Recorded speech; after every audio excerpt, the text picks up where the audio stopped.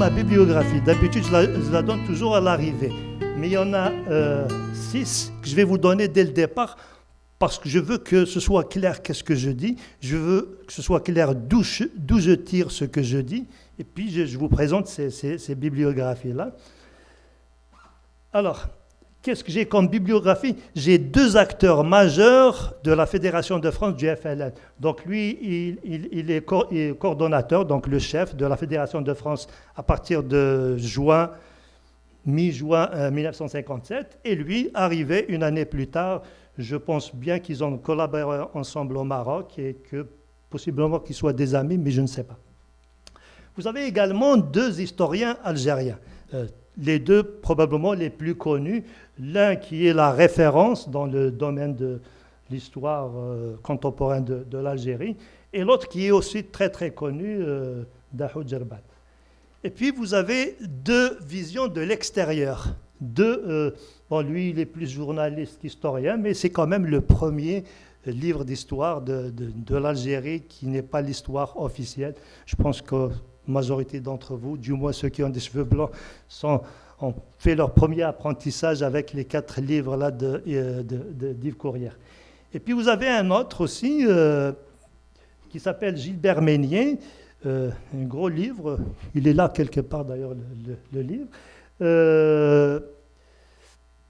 Dans le cadre de la Fédération de France du FLN, parce que je ne touche que la Fédération de France du FLN, ben, je vous le dis tout de suite, si vous lisez Harbi, vous n'avez pas besoin de lire Gilbert Meignier, c'est copier-coller, mais avec d'autres mots beaucoup plus sophistiqués. Et j'assume mes propos, aucune nouvelle idée, alors que je l'apprécie beaucoup sur d'autres sujets que la Fédération de France du FLN. Mais je vais vous dire pourquoi, à mon sens, c'est comme ça. Allez, on commence avec le premier, Omar Boudaoud, un vieux militant du PPA, arrêté 2 fois, 45-49. Donc c'est un cadre de l'os qui a été torturé, qui a impliqué ses 4 frères, hein, sont impliqués dans la guerre de libération nationale. Tous, probablement, vous connaissez Mansour qui était au Malg, vous connaissez peut-être moins Ali. Ali, il était le chef d'une wilaya en France. Chef de wilaya, c'est juste au-dessous du comité fédéral, donc un niveau très élevé. Lounès, je ne sais pas exactement qu'est-ce qu'il fait. Alors, Omar Boudaoud, quand il est sorti de prison, il est parti en France. De là, il est parti au Maroc. Il s'est parti du Maroc, il a été nommé coordonnateur, donc chef, si vous voulez, de la Fédération de France du FLN, je disais tout à l'heure, juin 57. Alors, c'est quoi sa particularité, ce Omar Boudaoud? C'est Ben Ramdan qui l'a nommé. Et vous allez trouver 3-4 livres qui vous parlent. Ils se sont rencontrés 2 fois, 1 fois, 10 fois. Moi, je peux vous assurer, j'ai énormément fouiné là-dedans, ils ne se sont jamais rencontrés. La première fois qu'ils se sont rencontrés, c'est pour lui dire, est-ce que vous acceptez d'être nommé en France? Il lui a dit, donne-moi le temps, je vais réfléchir. 2 jours après, ils l'ont rappelé avec son ordre de mission d'aller en France. Il n'avait même pas besoin de son avis. C'est, comme disent les anciens langues arabes, Amr Tabak. Donc tu vas en France tout de suite à partir du Maroc. Et il a collaboré avec les 3B. C'est un cas unique. Il a collaboré avec les 3B parce qu'il a séjourné longtemps au Maroc, donc il a travaillé avec Boussouf. Et puis la Fédération de France du FLN dépendait du CCE. Donc le CCE, quand Abban a été assassiné, c'est Krim qui a pris le relais. Et puis le CCE il a été rattaché au ministère de l'Intérieur, donc Bentobal. C'est un cas unique. Ce gars, c'est une autorité naturelle. Tout simplement. Il y a des gens qui sont comme ça, c'est inné probablement.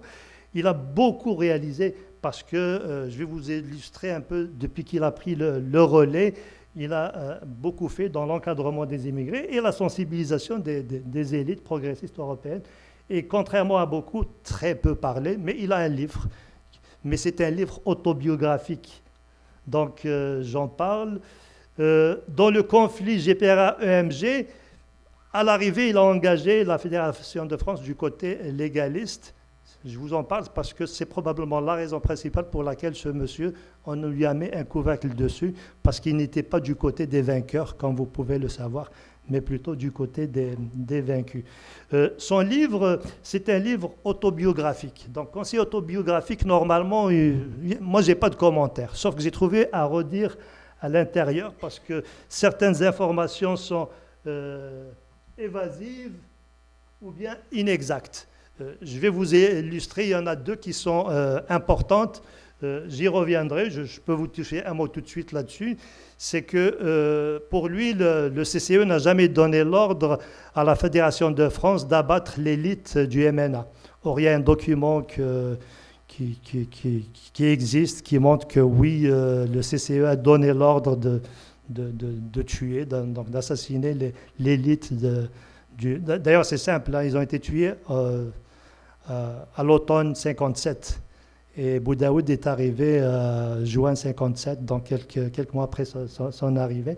J'y reviendrai tout à l'heure, parce que c'est un sujet très sensible, surtout aujourd'hui. Révisionnisme, on voit le messalisme qui revient, mais il ne faut pas rejeter ça, il faut juste qu'on prenne ça du côté du débat, parce que pour moi, les messalistes ne sont pas des harkis, contrairement à ce que beaucoup véhiculent, c'est des nationalistes, sauf qu'à un moment donné, ils étaient dépassés par l'histoire, tout simplement. On y reviendra. Deuxième auteur, Ali Haroun. Ali Haroun oui. Pour ceux qui n'ont pas les connaissances et pour les futurs qui vont regarder l'enregistrement sur YouTube ou quoi que ce soit, juste à chaque fois qu'il y a un acronyme, juste mentionner, c'est beau. Excellent. Excellent. Alors, je commence tout de suite. Les 3 B, c'est Kirim Belkacem, Bentobal et Bossov. Le CCE, c'est le comité de coordination et d'exécution, issu du congrès de la Choumam. Donc CCE plus CNRA, je vais en parler tout à l'heure. Le CNRA, c'est le Parlement.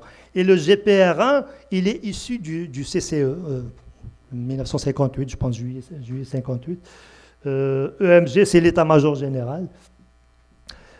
Suivant Ali Haroun. Ali Haroun, probablement beaucoup plus connu.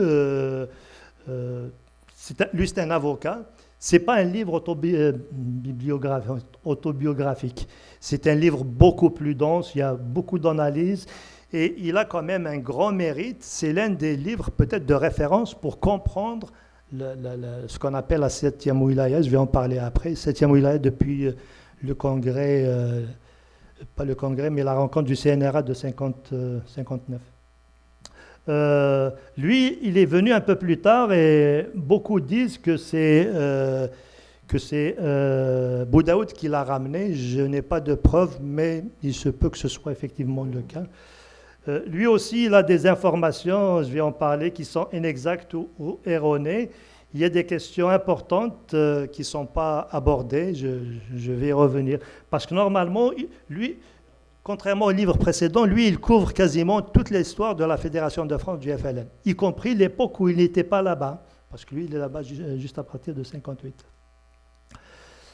Troisième livre, troisième auteur, Harbi. Incontestablement l'un des meilleurs. Ma référence, ils disent le meilleur, mais moi, j'ai une autre terminologie. Un des meilleurs, histoire de l'Algérie contemporaine. Un immense avantage avec lui, c'est les idées qui sont discutées. Il a une contribution exceptionnelle, une pensée politique très profonde, il connaît les institutions, les hommes. Il a occupé des postes très importants et il a ses propres archives, ce qui n'est pas rien. Autre qualité, le courage d'assumer idées et positions. Vous n'êtes pas obligé de les partager, ce qui est mon cas, mais il les assume, ces positions. Il est très critique vis-à-vis des pouvoirs. Vous regarderez ici, pouvoir, c'est au pluriel. Difficile de dire pour qui il roule. Souvent, on dit pour qui il roule lui. Moi, je ne vous dirai jamais qu'il roule pour X, Y ou Z. Je vois chez lui un régionalisme qu'on peut qualifier de régionalisme positif. Parce que dans ses écrits, il met en lumière le Harrouch, il met en lumière Skikda, sa région d'origine. Mais il n'y a pas de chauvinisme dans ses propos. Moi, c'est pas un a priori, mais quand je vois quelqu'un qui valorise sa région de naissance, parce qu'il n'y vit pas, Moi, je suis tout oui parce qu'il fait ressortir les qualités des gens de sa région. Il a certain nombre de citations très profondes. Tout à l'heure, j'ai indiqué sur certains d'entre vous, citation qui me vient à l'esprit en ce moment. Il vous dit, par exemple, le FLN, c'est l'organe de l'ALN. Et en fait, c'est pour vous dire que c'est l'armée qui gouverne depuis toujours pour lui. Il dit, Krim a liquidé Benay Wali en 1956, mais il a réalisé son vœu de 1948 d'avoir une Kabylie unie, parce que la Kabylie a été unie uniquement après le congrès de la Soumam. Il y en a d'autres aussi. Alors, moi je pense qu'il y a un autre harbi, un deuxième harbi, qui n'a rien à voir avec le grand historien. C'est Harbi, acteur politique. Il n'a aucune distance avec les événements qu'il décrit. Il a un parti pris flagrant, il a des critiques acerbes. Exemple, il ne reconnaît aucun mérite à la Fédération de France après 1958. Pourquoi 1958? Parce que lui, il a dû quitter, on l'a fait quitter la Fédération de France à partir de septembre 1958. Et il utilise des mots que, normalement, si les gens étaient vivants, ils pourront l'attaquer en justice. C'est juste inacceptable qu'un j'allais dire un scientifique, mais il n'est pas scientifique, mais historien, pour moi c'est pareil. Il est inacceptable d'utiliser un certain nombre de termes, d'appeler vos collègues des manipulateurs. C'est des propos plus qu'excessifs. Ils doivent être dénoncés par nos historiens. Je ne suis pas historien, mais je le fais parce que il n'a pas le droit tout simplement de tenir un certain nombre de propos qu'il a tenus, on y arrive. Offensant, inacceptable. Je pense, ça c'est une opinion, donc quand c'est une opinion, prenez ça juste comme opinion. Je pense qu'il est aigri. Parce que pour lui, la Fédération de France du FLN représente une étape, lui-même le dit, une étape très importante dans sa carrière. Et il le dit, j'ai été brimé. Mais je vais vous dire tous les cas qui se sont présentés sur tous les dossiers et à vous d'avoir votre propre opinion. Est-ce qu'effectivement il a été brimé ou pas? Il a fait 23 vidéos d'interviews avec un journaliste. Moi, j'ai regardé les 23. Si vous vous intéressez à l'histoire de l'Algérie, je vous suggère de les regarder. Quand il vous parle, par exemple, du 8 mai 1945, moi, je n'ai jamais entendu quelqu'un parler du 8 mai 1945 comme lui, il le fait. Il était enfant, 10, 11, 12 ans peut-être, mais la façon avec laquelle il a décrit, c'est comme s'il y était comme adulte. Et c'est très, très important pour l'histoire de notre pays de comprendre cette partie-là de notre histoire qui est très peu connue. Il la porte très bien. Mais les deux vidéos, on va dire, c'est des enregistrements de 1h30 à 2h chacune. Hein, donc, c'est une moyenne de 40 heures à peu près. Et numéro 6 et numéro 7, c'est la guerre MNA-FLN et la Fédération de France du FLN. J'oserais pas vous dire le nombre de fois que je l'ai regardé parce que la pire chose qu'on puisse faire à quelqu'un, c'est de mal le citer ou bien de dire des choses qu'il n'a pas dites. Donc tout ce que je vais vous dire, c'est translaté. Voici son propos tel quel. Autre auteur algérien, donc historien, Dahoud Jerbal. Dahoud Jerbal, lui, il a écrit ce livre, qui est le livre de référence pour ceux qui veulent comprendre l'organisation spéciale de la Fédération de France du FLN. Tout de suite, là, pour ceux qui ne sont pas habitués, on a l'organisation spéciale qui a été créée en Algérie. Elle, c'est 1947, 48, démantelée, 49, 50. Ça, c'est autre chose. Ça, c'est vraiment en France. Je ne me concentre que sur la France, mais je suis obligé de parler de l'Algérie également. Et donc, ce livre, en termes de richesse et pertinence, c'est le premier, tout simplement, qui décrit dans le détail cette organisation spéciale. Et regardez qu'est-ce que vous avez comme personnes qui l'ont aidé à écrire ce livre. Boulharouf, Tayyib Boulharouf, Msaoud Gedrouj, Mohamed Harbi, Ali Mahsas, Ahmed Doum, Talib Ibrahim et Moussa Qbaili. Tout ça, ils ont fait partie du comité fédéral de la Fédération de France du FLN à un moment donné. Moussa Qbaili, lui, c'est une contribution énorme également. Lui, il était l'adjoint de l'Adlani, mais il s'occupait de Paris. Aït Mokhtar, vous devez absolument le connaître en termes d'apport. C'est qui ce Nasreddin Aït Mokhtar? Ce Nasreddin Aït Mokhtar, c'est lui qui a été derrière la création de l'os. Et c'est lui qui a commencé ce livre.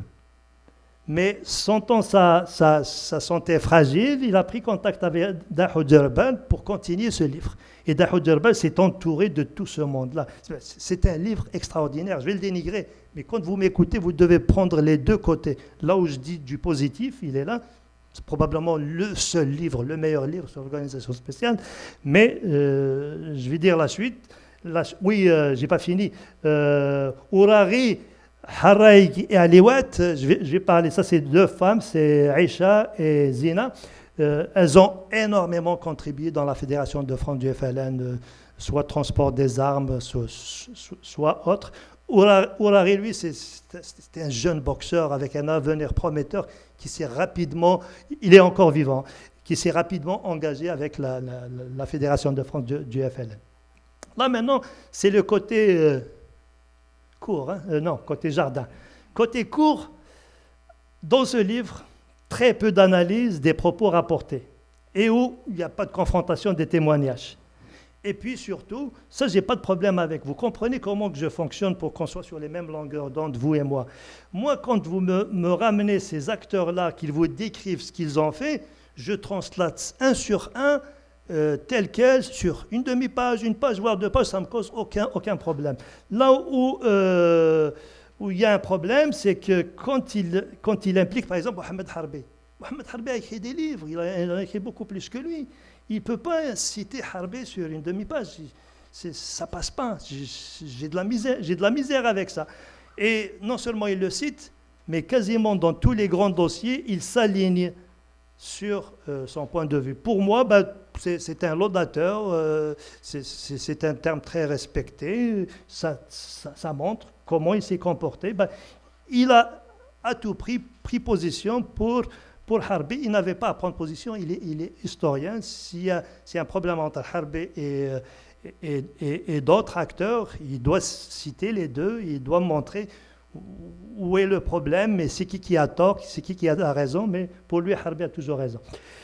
Autre défaut de son livre, il y a un manque flagrant de rigueur dans l'usage de la bibliographie. Je viens de dire, vous ne pouvez pas écrire un témoignage sur une page, c'est juste le témoignage.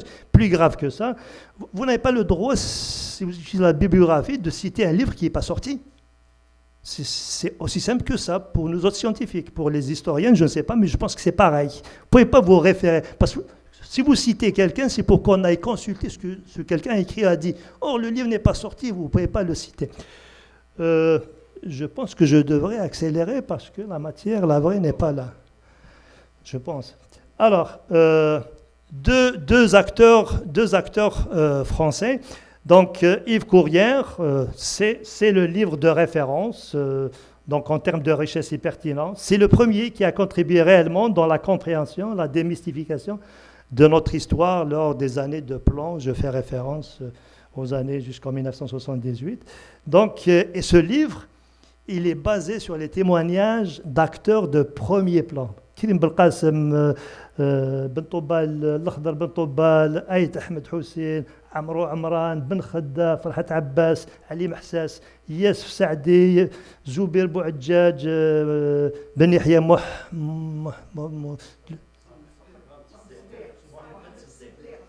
celui qui était dans les négociations à Evian.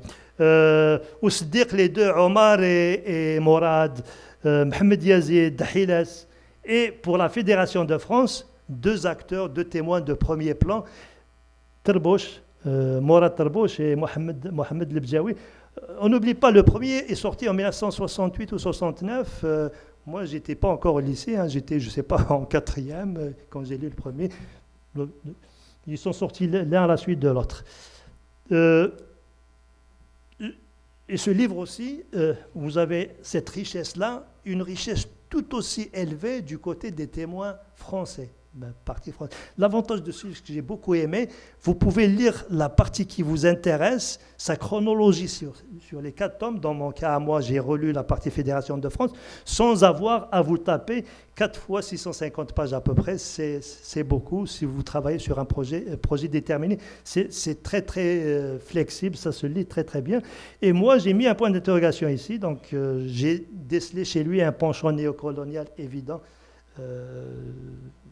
Il me paraît de prime abord.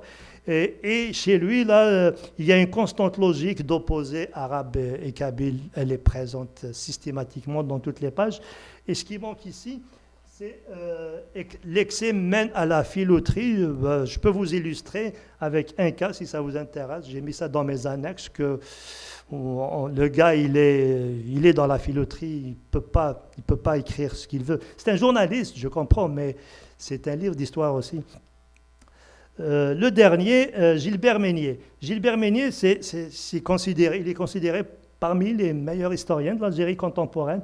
Lui, il a la passion de l'Algérie. Si vous regardez son parcours, il était à Ouled de Chaïh en 62 pour l'alphabétisation de notre génération. Et il s'est beaucoup investi, il a enseigné dans un lycée d'Oran, puis à l'université de Constantine. Il s'est mis à la langue arabe à la fin des années 60. On l'a surnommé Cheikh. Je ne sais pas si c'est l'influence de Harbi, mais il a également des citations qui sont des modèles. Je passe rapidement. Dans son livre en introduction, il vous dit « J'utilise les archives de Vincennes et les archives personnelles de Harbi ». Et Harbi, qui a préfacé le livre, dit ça nous prend, c'est excellent, c'est un regard extérieur. Par contre, dans la partie Fédération de France du FLN, je l'ai regardé, c'est 800 pages le livre, mais la partie Fédération de France du FLN, peut-être 50, 60 pages, c'est du copier-coller de Harbi, position, c'est juste les mots qui sont différents, puis des mots qui sont blessants. Parce que je ne sais pas si c'est l'influence de Harbi, lui aussi, il n'a pas le droit d'utiliser un certain nombre de termes à l'encontre d'un certain nombre de...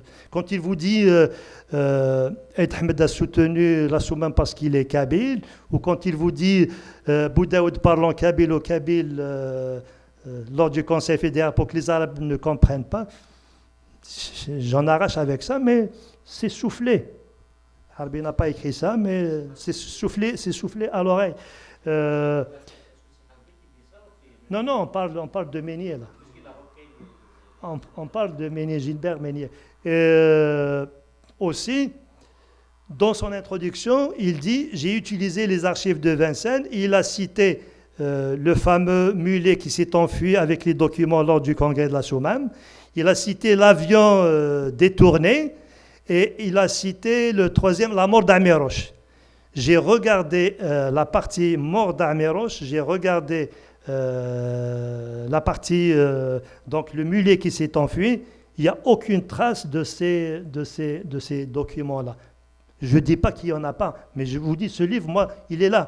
Je l'ai lu quand il est sorti, il y a un peu plus de 10 ans, mais je ne l'ai pas relu intégralement. Peut-être que ces extraits sont ailleurs, mais leur place, c'est quand vous parlez du congrès de la Soumane, que vous devez produire des documents qui proviennent du mulet qui s'est enfui avec les documents. Tout le monde, j'imagine, connaît l'histoire du mulet qui s'est enfui avec les documents. Ils ont changé de lieu de rencontre pour le congrès de la Soumane.